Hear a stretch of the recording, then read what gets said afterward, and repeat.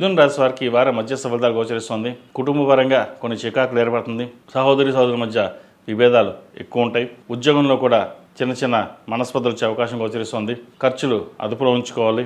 అయితే సప్తమాధిపతి దశమాధిపతి అయిన గురువు జన్మరాశిలో ఉన్నారు. పంచమ వ్యయాధిపతి అయిన శుక్రుడు అష్టమంలో ఉన్నారు. ఒక పని అనుకుంటారు, అది మధ్యలో ఆగడం లేదా ఆ పని మీద ఎక్కువ ధ్యాస పెట్టి ఖర్చు ఎక్కువగా పెట్టడం అనేది జరుగుతుంది. ఉద్యోగం మారాలి, నూతన ఉద్యోగం తీసుకోవాలనే ప్రయత్నాలు కొంతవరకు ఫలిస్తాయి. ఉద్యోగంలో స్ట్రెస్ అధికంగా ఉంటుంది. కష్టం తగిన ప్రతిఫలం ఇంకొకరికి లభించడం అది మానసికంగా కృంగదీస్తుంది.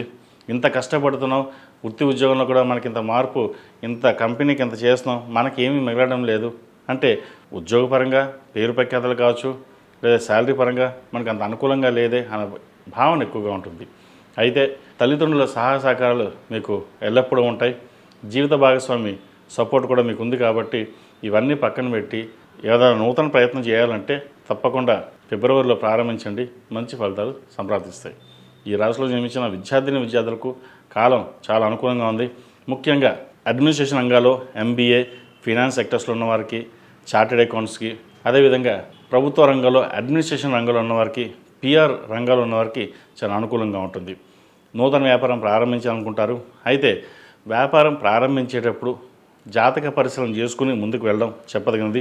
భాగస్వామ్య వ్యాపారం బాగుంటుందా లేదా, చేస్తే ఎలా ఉంటుంది అనే విషయాల మీద ఒక క్లారిటీ వచ్చాకనే ముందుకు వెళ్ళడం చెప్పదగిన సూచన.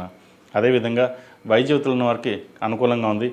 విదేశీ సంబంధించిన వ్యవహారాలు, విదేశాల్లో ఉన్నవారికి అనుకూలంగా ఉంటుంది. రాజకీయ రంగంలో ఉన్నవారికి కాలం అనుకూలంగా ఉంది. చేసే పనిలో కృషి కనిపిస్తుంది. ప్రజాదరణ ఎక్కువగా ఉంటుంది. ఈ రాశిలో జన్మించిన స్త్రీలకు వృత్తి ఉద్యోగాల పరంగా, వ్యాపార పరంగా అనుకూలంగా ఉంటుంది. దూర ప్రాంత ప్రయాణాలు కలిసి వస్తాయి.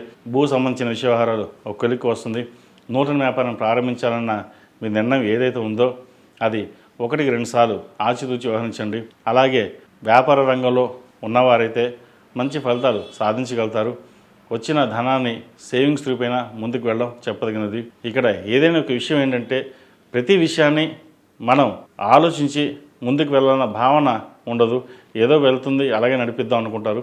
కానీ ఏదైనా ఒక నిర్ణయం తీసుకునేటప్పుడు 10 రకాలుగా ఆలోచించి ముందుకు వెళ్ళండి. తద్వారా మంచి ఫలితాలు ఉంటాయి.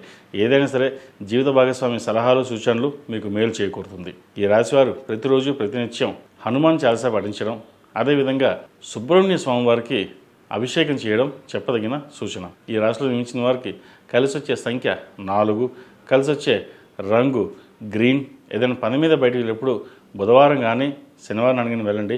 మంచి ఫలితాలు సంప్రాప్తిస్తాయి. ఈ పూజస్టోర్.in పసుపు కుంకుమ నుంచి దేవతా విగ్రహాల దాకా అన్ని రకాల పూజలు, వ్రతాలు, గృహప్రవేశం, హోమాది శుభకార్యాలకు కావాల్సిన పూజా సామాగ్రి అంతా ఒక్కొక్క క్లిక్ తోనే మీ ఇంటి వద్దనే పొందండి. ఈ పూజస్టోర్.in